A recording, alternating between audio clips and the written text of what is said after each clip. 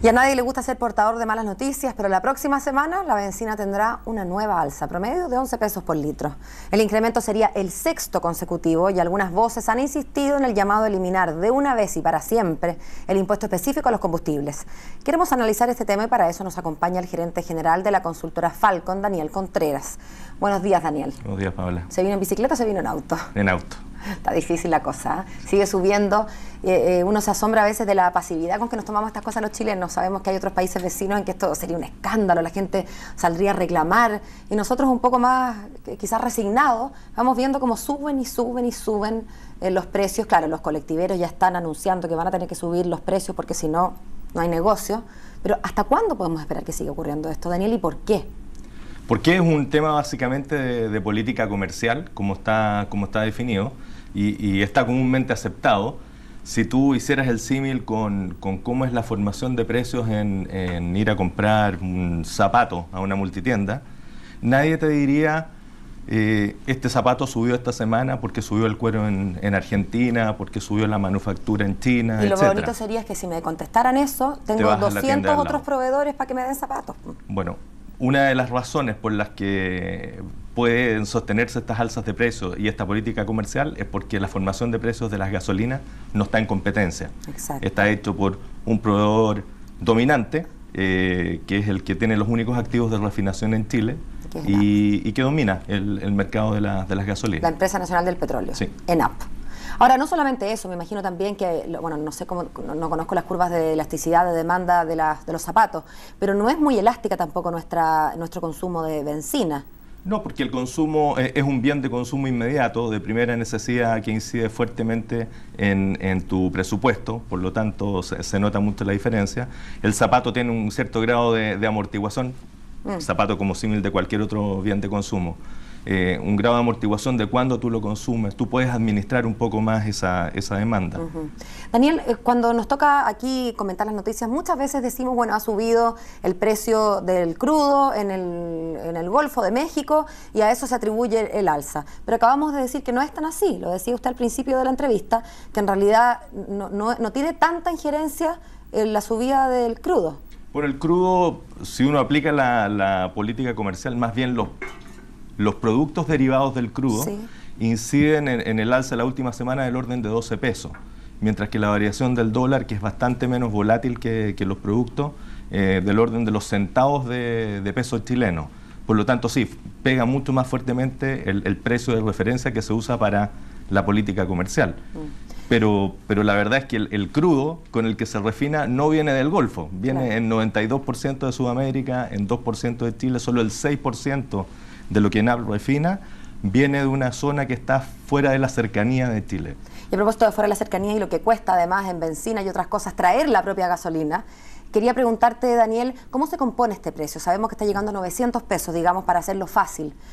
¿Cuánto cuesta la benzina puesta o la gasolina o lo que sea que se compre? No soy especialista. En el lugar donde se produce, ¿cuánto es el costo de eso en Chile? ¿Y cuánto sube ese costo a causa de los impuestos, del famoso impuesto específico? Mira, tomemos como punto de referencia Maipú, que es donde ENAP hace la fijación de precios. Para un producto como el diésel, que es de amplio consumo, ese costo debe andar del orden de 430 pesos. 430 pesos el costo acá. En Maipú. En Maipú. 430 pesos el litro en Maipú. Para que tú llegues a la bomba a sacar diésel, se agrega todo lo necesario para que alcance del orden de 625, 623 pesos esta semana. Donde la mayoría es impuestos y obviamente también está el margen del distribuidor, que debe ser del orden de 60 pesos. Por lo tanto, la verdad, el combustible es un mecanismo de recaudación para el Estado chileno por la vía de impuesto específico, por la vía de IVA, y por qué no decirlo, por la vía de la utilidad de ENAP también, que terminan siendo dividendos, el último tiempo no, pero dividendos al Estado chileno. Ahora, otra de las cosas que se ha discutido mucho es cómo este impuesto específico nos afecta a nosotros y no a los grandes, a quienes más consumen benzina, las aerolíneas, en fin. ¿Se ve alguna proyección de cambio en el gobierno que viene o en el futuro cercano o medianamente cercano de que este impuesto le afecta a todos, al menos? Bueno, todas estas políticas comerciales tienen el límite de lo que tolera la población. ¿Para qué vamos a contar todas las movilizaciones sociales que han derribado creencias históricas. En la medida que esto continúe, por supuesto, con suficiente oposición social y con gobiernos que necesiten apoyo político, alguien va a impulsar iniciativas que cambien esto, ¿no? Ahora, uno escucha como ciudadano muchas voces levantarse cuando empiezan estas alzas consecutivas, jueves tras jueves tras jueves. Uno escucha muchas voces que dicen fuera el impuesto específico, el CIPCO es un circo, dicen no sirve para nada, pero luego como que baja 3 veces y nos olvidamos y así estamos. Pero no hay hasta el momento, pareciera, un movimiento fuerte que esté como exigiendo a las autoridades para ayer una desaparición o disminución de este impuesto. Sí, la verdad es que estos impuestos han tenido una historia en los últimos 10 años de evolución. Existió alguna vez el Fondo de Estabilización de Precios del Petróleo, que operaba contra un fondo, tal como lo dice el nombre. Ahora existe el CIPCO, que opera contra la recaudación que se hace del impuesto específico. Y supuestamente eso en algún punto del tiempo debería ser cambiado por una política de cobertura con instrumentos financieros. Ahora, el CIPCO son va a tres entrar, estrategias distintas. Daniel, ¿el CIPCO va a entrar a operar en esta pasada porque no ha estado como de vacaciones? No sé y nadie sabe, y te voy a explicar por qué. Hay un factor dentro del CIPCO que es el que pondera los precios de referencia para gatillar su funcionamiento. Es un sistema de banda de precios en torno a un precio de referencia. La banda es más o menos 12,5% de este precio de referencia. El precio de referencia se fija como una combinación de precios históricos y precios futuros. Pero los ponderadores, es decir, cuánto incide cada uno de esos precios, el histórico y el futuro, es discrecional. Y esa ¿Es discrecional para cada vez o es discrecional una vez que era canonizado? Es discrecional para cada vez. Por entonces lo tanto, es como una tómbola. Básicamente. La verdad es una decisión. Y es una decisión, como toda decisión, política. Está bien, pero es discrecional y no hay manera entonces de saber si lo que operó para el CIPCO 1 va a operar para el CIPCO 2 meses después o 4 meses después. Como Falcon, como cualquiera, no tenemos manera de predecir si entra en funcionamiento o no. Tendría que tirar las cartas o mirar los astros para poder saberlo.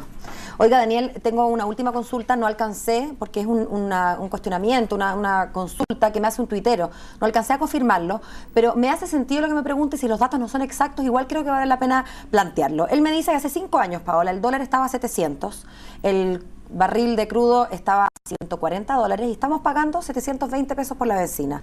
Hoy, 5 años después, el dólar de 700 está en 550, el barril no está a 140, está a 100 y sin embargo la benzina está en 900. ¿Cómo? Habría que recordar qué pasó en esa época, pero seguramente el factor que más podría explicar la diferencia es la operación de un FEP en ese caso.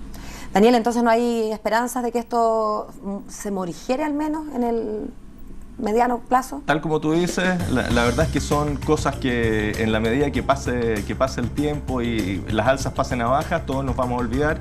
Hasta la próxima. Así que... Y volveremos a conversar entonces. Sí. Muchas gracias, Daniel, por acompañarnos esta mañana.